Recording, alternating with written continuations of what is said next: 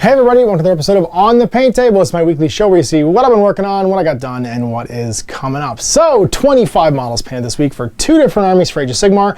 I got to play some Path to Glory last weekend, and this week I got to play some AOS with my fully, almost entirely new 3rd edition army project, Stormcast Eternals. I got 1 lingering unit Adjudicators that I'm either going to convert a new unit for, because they're 1st edition AOS models. They don't quite fit the aesthetic of my new army. I might convert some Castigators to be some, I haven't decided yet.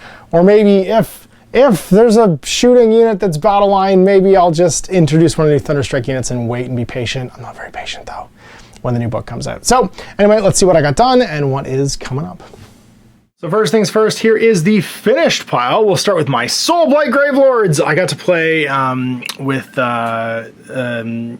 Jesse some games of Path to Glory. We started at 600 points of Vanguard, and so I painted up one of my favorite vampire miniatures of all time. He's going to double as a Vampire Lord in my Soulblights army or an Abhorrent Archregent in my Flesh Eater Courts army. He does great double duty because he's not well. Like, stuff's going wrong. He's turning into a bat. This is kind of the Amethystine Pinions spell, I would imagine. He's got like a weird little ghoulie familiar. And he's just a super fun model. He came from a gray airbrush base. All of these guys did, actually. And then I went a little bit lighter up to beige on his wings and stuff, and then washed them down with some thinned down contrast paints to give him that cool, like, kind of undeady look. And the hounds are super duper simple. Gray airbrush with a couple of different layers, a nice light gray dry brush on all the fur just to pick out the leading edges, and then some details and washes on the bone with good old fashioned Wraithbone. Then finally I finished it off after it was all sealed basically with a little Blood for the Blood God, because these guys are particularly gory, and I thinned it down a little bit where the bone is to have it kind of stick out a little bit more. The eyes are done with P3 Eldritch with a bit of white added to it for like a final glowy highlight, and the bases are Sterling Mud Debris, dry brushed with the brown, Morgul Brown, whatever the fuck the orange brown is, and then a bit of Wraithbone at the edges with some Deadlands tufts from Army Painter, which are some of my favorite tufts. I've been using them. They're like my Swamplands theme, which I've done. I started with Cursed City and it looked great, and then I've kind of just kept it through all my 3rd edition armies. And it's funny because my 3rd edition armies basing scheme is basically what kind of like sets them apart now, and everything I do after it I just kind of hate and I want to have new stuff for. And then again, Jesse was kind of, he split a Dominion box down and threw me the units from it, and so I finished up my Lord Arcanum. He's actually the special edition Knight Incantor that I kind of duded up and made a little fancier. They came with White Dwarf back when 2nd edition dropped, but he makes a cool Lord Arcanum. And then I have a 2nd unit of Annihilators now for double annihilation, and a 2nd battle line unit, which is a full unit of Vindictors, and I did all the alternate options from the first one I did. So I did the female Prime, the helmeted head instead of the bear head for the banner, and basically just did like the opposite, which is perfect. I love that the kit comes with like, you can make 2 distinct units, and then to tell them apart for the rest of them, I just did their gemstones in like a glowing purple as opposed to a glowing green. So it's super subtle, but it means when I pick them up, like I can tell what casualties came from what unit eventually, and tell who's who. It's just a teeny little glow on like the weapons and swords, but it helps you to be able to pick the units apart. And I highly recommend, if you don't want your models to be like totally different colors in the army, then just do some small detail like that, because it helps a lot. Same with the Annihilators, they can have purple gems instead of green gems, and I did all the options that were alternate. So I did the helmeted head for the Prime, and I cut his little weeds off of his shield and stuff too. Same paint scheme for these guys. They were Runelord Brass airbrushed on to start off with, and then a Zenithal airbrush of Liberator Gold. I did the Gorthar Brown for all the weapon wraps. I did Eshin Gray for all the shoulder pads and greaves and stuff, and then Doombull Brown for all the reds. And then I think it was Rakarth Flesh for all of the like pinion, like the strips of like text and stuff. Washed the armor and weapon wraps and stuff, like the leather, with Agric's Earthshade Gloss. All of the like black bits were done with Null Oil, and then just went back through and highlighted everything a bit up and did the gems and a bit of, and I dry brushed them with Griffin Gold, I think is the thing, before I did any of that actually, just to pick out the edges of all the gold armor as a highlight. And that was it, they're all said and done. Same basing, except for this guy actually had like sand glued to him from ages and ages and ages ago, so his the only one's different. I just painted it.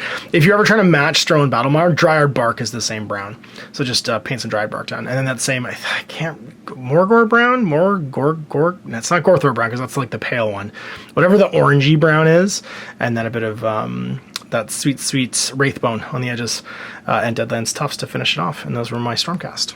Nick being awesome came across a trade recently of a bunch of starter set stuff from the 2nd edition Soul War starter set, and happened upon, he has way too many, he can't actually use them all, and he had like 60 or something, a bunch of the Grimgrass Reapers from the starter, and that starter set only came with 4, you never had a legal unit. So I painted them for Warcry, but have literally never been able to paint the Nighthaunt one, so he was nice enough, and he randomly brought me 6 Grimgrass Reapers, so I can finish the unit. And then I'm also going to paint the 10 Chain Rasps that came with Crypt Hunters, the whatchamacallit game, the Barnes & Noble bookshelf game.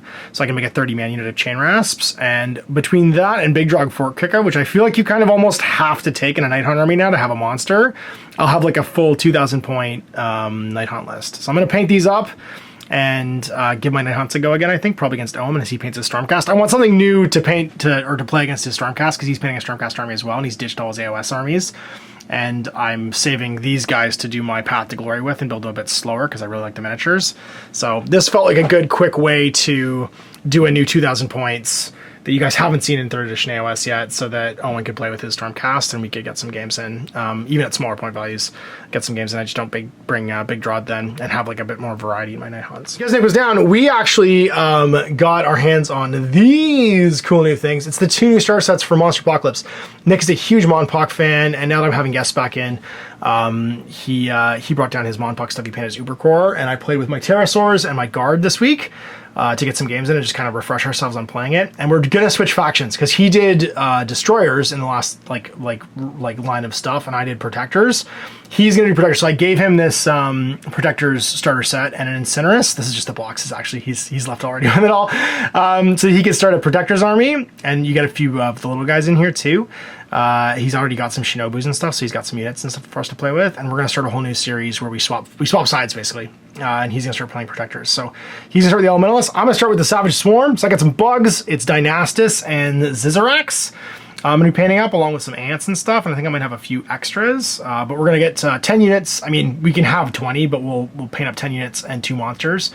And you get to see 2 episodes of MonPoc before this starts to go live, but we're going to try out the new star sets and play on the new maps and stuff too. So we're pretty pumped about this. We love MonPoc, and this gave us an addition to, or so like the kind of like the impetus to get back to it in between our games of AOS, because he's pumped for AOS too. He's doing he'll be part of the Path to Glory thing as well, actually. So he's going to bring some Sylvaneth in for that, and this gives us a reason to paint one thing one week, paint something the other week, and then just go back and forth. The thing I'm most excited about this week is I get to do a conversion project. I don't know if you guys remember, but when I started doing that like 28 stuff for AOS, I got really excited.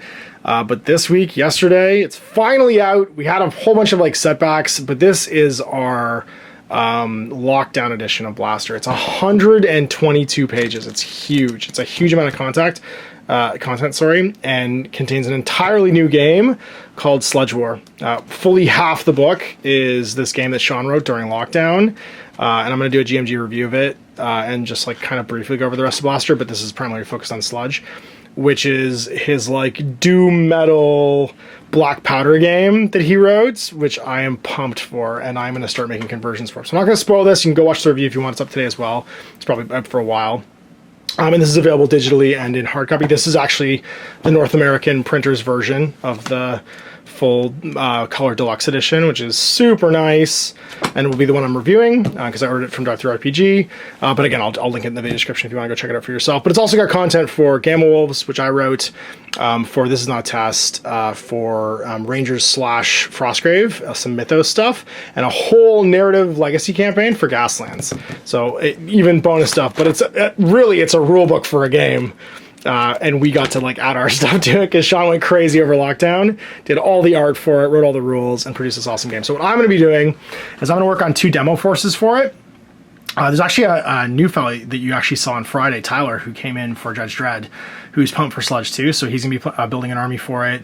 And I'm going to build 2 armies based on this, like, it's weird because I get inspired sometimes by stuff, but it's going to be based on this this hashtag I was following called Trench War on Instagram that did these like, and it's not for the faint of heart. So first of all, if you're easily offended by gore or horror and stuff like that, don't go look at it. But it's this like crazy World War II against demons, or World War I against demons art series that I absolutely love, and it's giving me an excuse to kit bash. I'm going to kit bash some Wargames Factory Vikings with some World War II British and some Frostgrave mystical stuff, and then some Mantic Games Night Stalkers for all the demon-y stuff. And I'm gonna make two factions. I'm gonna make like Survivor forces, or like I guess like whatever the Holy War forces are, against the Demonic Legions, and that's gonna be my Doom Metal Sludge War armies that I do. So get excited! You can follow me all week, and I'm gonna be doing stuff on Instagram and on YouTube and on Facebook to celebrate this. But if you're excited about Sludge, you want to see an overview of the rules in the game itself, and then you're into like a kind of Doom Metal horror style game, you can check out the review today.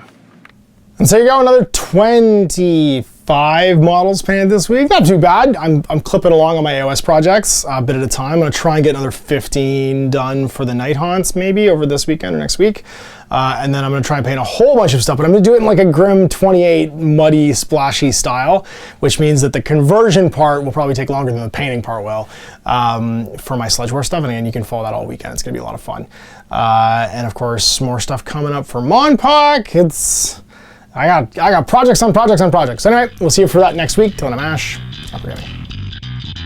I hope you enjoyed that video. If you want to support the channel, of course, like and subscribe and hit the little bell below so you get notifications when I post future content. I do post stuff 7 days a week. If you want to support the channel further, you can, of course, buy a t-shirt through Spreadshirts, buy a measuring gauge or objective markers from Death Ray Designs, or, of course, most importantly, there is Patreon. Patreon is what makes all this possible, keeps the lights on, pays for the studio costs, pays for the equipment, model costs, and everything else, and most importantly, puts food in my kids' bellies and a roof over their heads. Big thanks to everyone, past, future, who supported me. I do this stuff because of you guys, and of course, I will continue doing it as long as I can.